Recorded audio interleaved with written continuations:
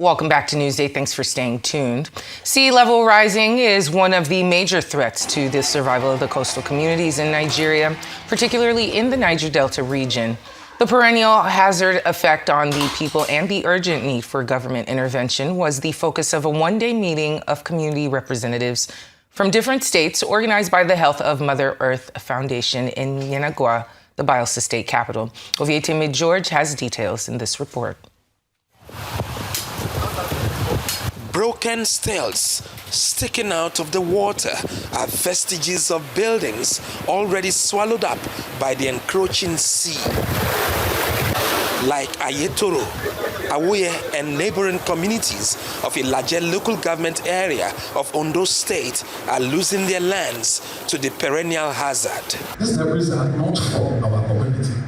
The Ogeloyimbo one of Ayetoro is among community leaders who converged on Yenagoa, the Bayelsa state capital, for a meeting tagged Coastal Communities Exchanges, organized by the Health of Mother Earth Foundation. Over 50 communities are suffering from sea encroachment. Some of them gone completely, some 50% gone. Awoye, which is the largest fishing community in my area, is 50% gone.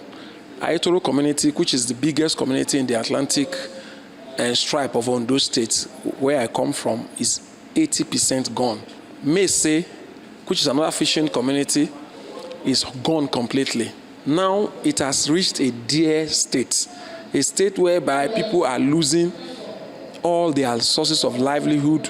They are losing their identity. Some people have no home to go to. It is very unfortunate that the authorities have not matched action, both with their own statements and in reaction to what civil societies and community people do in programs like this.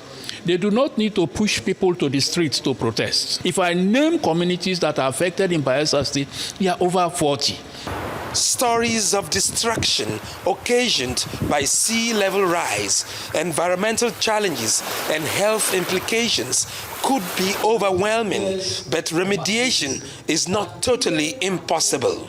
If we lose our communities as a result of sea encroachment, sea level rise, of which we've seen that some communities are already wiped out as a result of that, they are underwater.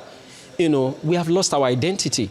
And this is one of the key message that government must, listen to and begin to act to protect our communities from destruction. We are trying as much as possible to educate and to learn from these community people's ways of which they have been able to overcome their challenges in their coastal communities. And when we go to other communities, we also prefer such solutions, telling them that we have been to this community and this was how they were able to solve these challenges. We expect that with proper synergy and collaboration between the states, local governments, and these federal government interventionist agencies, much can be done. The meeting ends with a HOMEF panel session on the challenges faced by coastal communities and related topics. Ovietime George, Arise News.